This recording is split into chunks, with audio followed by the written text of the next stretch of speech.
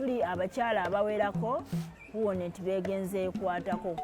So tetugabidde ssente naye etuwadde amagezi engeri gye tulina okweyisaamu, engeri gye tulina okukola emirimu.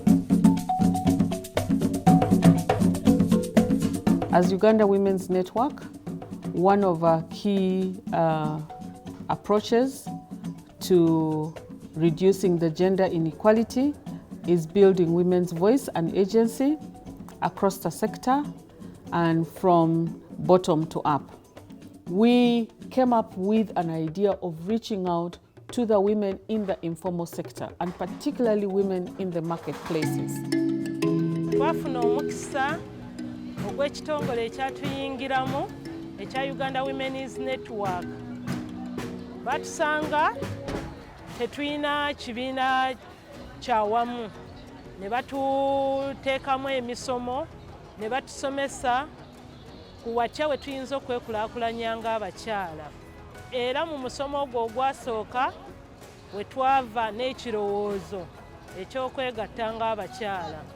Ne tugulawo ekibiina ekya Kaleerwe Kajubi Musisi Market Vendors.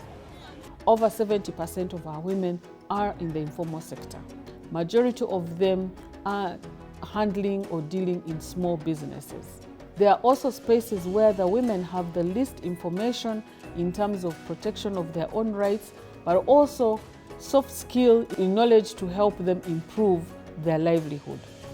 Under the project, we went with the idea and mindset to build their capacity to become their own voice. Abakyala basobodde okuba nga beeyogerera. Naye UWONET yayongera mu maaso ng'etuwa emisomo n'etuleeta kumpi ne bakama baffe ne tuba nga twogera nabo. Oli n'asobola nga buli bamutuukako bw'afuna ekimunyigiriza asobola okusituka n'agenda mu ofiisi n'ayogera ne bakama baffe n'aba ng'awulirizibwa kwegamba abaali beetya ne bavaamu okwetya. As per now, we know our rights.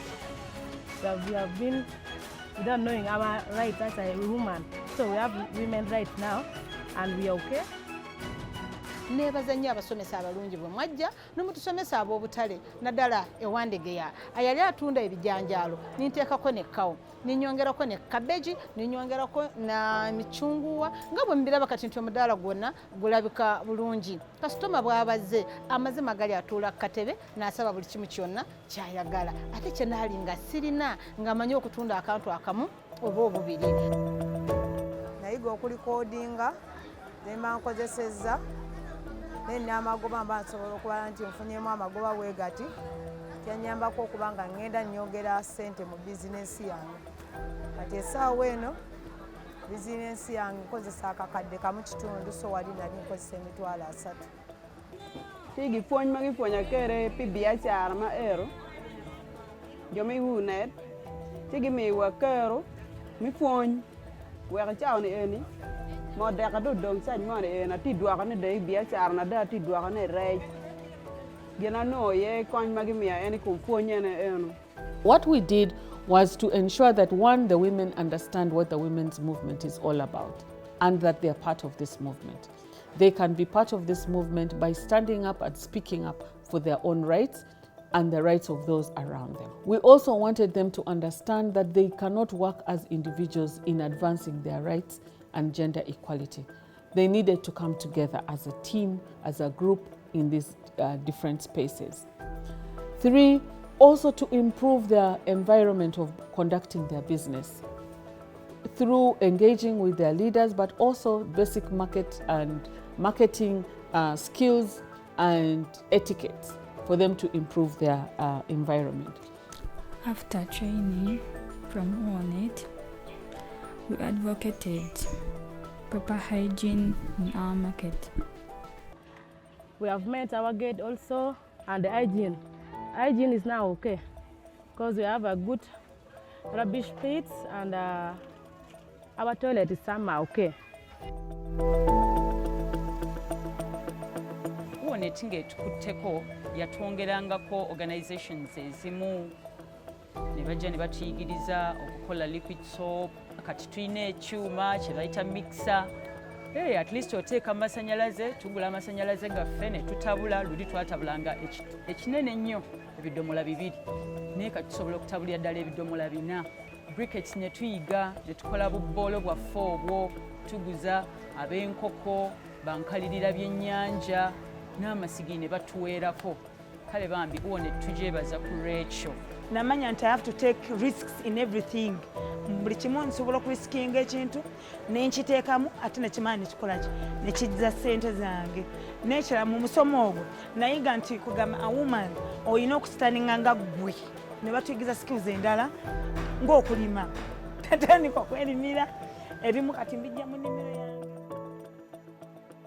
Gen ma an won kama lego yen oyom na ne umiyo ki konywa ki mon matikin wan pien jo ken pene church ti chat dong mero church record keeping mero church ki kwano di mo betie. We also wanted to enhance their leadership ability and capacity. Through leadership, you're able to build confidence, you're able to create space for women to engage in the decision making in the informal sector. Twebaza nnyo UWONET okutuyamba okufuna obuvumu obw'okwekolerera nga ffe abakyala ate n'okutuyigiriza okwogera ekikuluma n'okwogera mu bantu nga totidde. There are challenges as well. The challenge is the scope is still very limited. We're in very few markets, but also there are other women in the informal sector who are not necessarily in the market that we haven't reached out to. And that is a challenge, and the demand on UWONET is enormous for us to reach out to them. As much as possible, information sharing and knowledge building, skills development, building civic competence, giving voice and agency to the women across the board in the informal sector, women in the markets, women in the cultural institutions, women in religious institutions are very critical as a game changer in enhancing women's rights and gender equality, and particularly focusing on sexual and reproductive health rights as well. Promoting environment,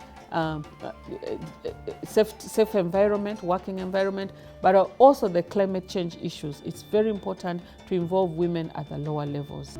We are requesting the government to reduce the market due because it is affecting our business. We are also requesting UWONET to assist us more on business to uplift our standard of living, because most of us, we are all widows, whereby we are now running homes by ourselves. Another key lesson we learned is that the investment, however small it is made, it yields results, and we have seen that this has yielded results. We are proud as an institution that while these might be seen as small projects, we've been able to record a number of successes. With the work that we did through capacity building, information sharing, the women now have the groups that they formed, and through these groups they've been able to increase on their savings, personal savings. Through these groups they have also been able to access banks. We've been able to get Centenary Bank to work with them, and so that they're able to save money, not at home but in a bank. And through that bank, they're able to earn some little interest. They're able to borrow because now they're credit worthy. They can borrow according to what they have. And through these processes, they've been able to upscale their businesses. Our women whom we put in groups, whom we were able to train, we were able to connect them to government programs, and they have been able to get money from a program that we call Ime Yoga in Kampala in Uganda.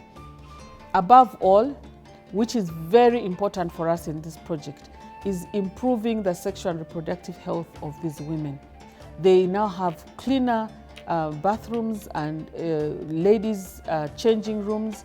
They have better relations with their customers. Prior to our entry, they used to tell us they never cared so much about how they handled their customers. They now have better customer relations, and this has improved their sales.